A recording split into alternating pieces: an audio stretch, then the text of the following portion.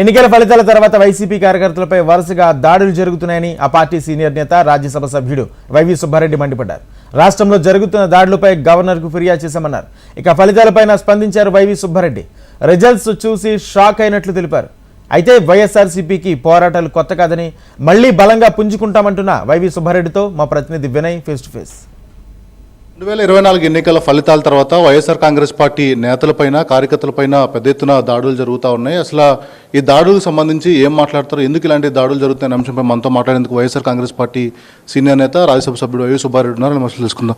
Sir చెప్పండి sir, ఎప్పుడూ లేని విధంగా 2024 ఎన్నికల ఫలితాల తర్వాత రాష్ట్ర వ్యాప్తంగా వైఎస్ఆర్ కాంగ్రెస్ పార్టీ పైన అదేవిధంగా ఎమ్మెల్యేల పైన కూడా దాడులు జరుగుతాయి. ఈ దాడులు ఎలా చూస్తారు సార్? చాలా అమానుషంగా ఉంది రాష్ట్రంలో ఈరోజు పరిస్థితి.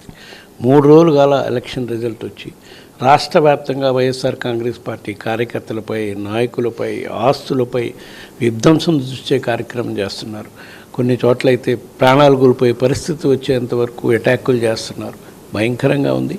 ఇవన్నీ కూడా రాష్ట్ర గవర్నర్ గారి దృష్టికి తీసుకుపోవడం జరిగింది. నిన్న ఎంపీలము, ఎమ్మెల్యేలు అందరం వెళ్ళి కూడా దీనిపై తక్షణమే స్పందిస్తానని కూడా గవర్నర్ గారు హామీ ఇవ్వటం జరిగింది.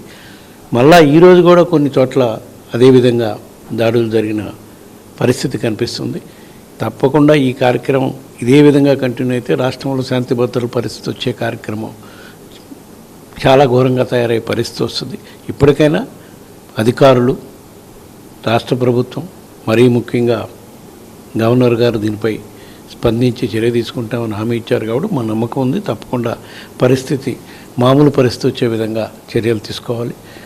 లేని పక్షంలో ఇదే విధంగా కంటిన్యూ అయ్యే పని అయితే మేము ఎక్కడైతే కార్యకర్తలకి ప్రాణాలు కోల్పోయే పరిస్థితి వరకు అటాకులు జరిగి ఆస్తులు ధ్వంసం చేస్తున్నారో అక్కడ మా నాయకులు అందరూ కూడా పోయి వాళ్ళకి భరోసా కల్పించే కార్యక్రమం ప్రతి జిల్లాలో కూడా చేసే కార్యక్రమం చేస్తాం.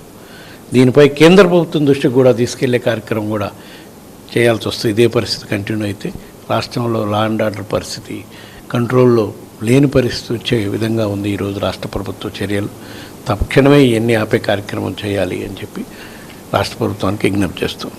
సార్, అంటే ఆ వైఎస్ఆర్ కాంగ్రెస్ పార్టీ స్థాపించినప్పటి నుంచి కూడా కష్టకాలంలో మీరు ట్రబుల్ షూటర్గా ఉన్నారు. 5 ఏళ్ల పాటు చాలా మంచి పాలన చేశారు, సంక్షేమం గడప గడపకు అందించారు. అయినా కూడా ఇలాంటి ఫలితాలు చూసిన తర్వాత ఏమనిపించింది సార్? రకరకాలుగా విశ్లేషణ చేసుకుంటున్నాం. ఇప్పటికీ మాకు షాక్గానే ఉంది. తప్పకుండా రాబోయే రోజుల్లో ఇంకా విశ్లేషించుకొని ఏ విధంగా దీన్ని మళ్ళా పరిస్థితిని దారిలోకి తీసుకొచ్చుకోవాలి. ఒకటే కార్యక్రమం, ముందు కార్యకర్తలకి మనోభావాలు దెబ్బకొనకుండా, వాళ్ళ ఆత్మస్థైర్యం దెబ్బతినకుండా కార్యకర్తలకు భరోసా ఇచ్చే కార్యక్రమం ప్రతి గ్రామంలో, ప్రతి కాన్స్టిట్యున్సీలో చేసే కార్యక్రమం చేస్తాం.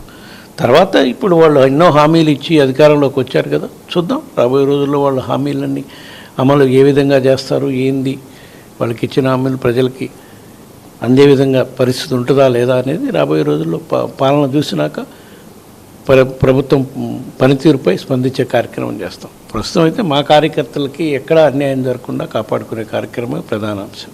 ఇప్పుడు లేని విధంగా ఫలితాల తర్వాత ఆంధ్ర రాష్ట్రంలో పరిస్థితులు కనిపిస్తూ ఉన్నాయి. ముఖ్యంగా వైఎస్ఆర్ కాంగ్రెస్ పార్టీ నాయకులపైన, కార్యకర్తలపైన పెద్ద ఎత్తున దాడులు చేస్తూ ఉన్నారు. ఇటు గవర్నర్తో పాటు పోలీసుల దృష్టి కూడా తీసుకెళ్తాం. అయితే వైఎస్ఆర్ కాంగ్రెస్ పార్టీకి పోరాటాలు కొత్త ఏం కాదు. గతంలో పార్టీ పెట్టినప్పుడు జగన్మోహన్ రెడ్డి విజయమ్మ స్టార్ట్ చేశారు. మళ్ళీ ఒకసారి ఎటువంటి తప్పులు చేస్తాం అటువంటి తప్పులు జరగకుండా మళ్ళీ వైఎస్ఆర్ కాంగ్రెస్ పార్టీ అధికారంలోకి వచ్చేందుకు కృషి చేస్తామని చెప్పి వైవి సుబ్బారెడ్డి చెప్తా ఉన్నారు. కెమెరా జీవంతో కలిసి వినయ్, HM టీవీ, విజయవాడ నుంచి.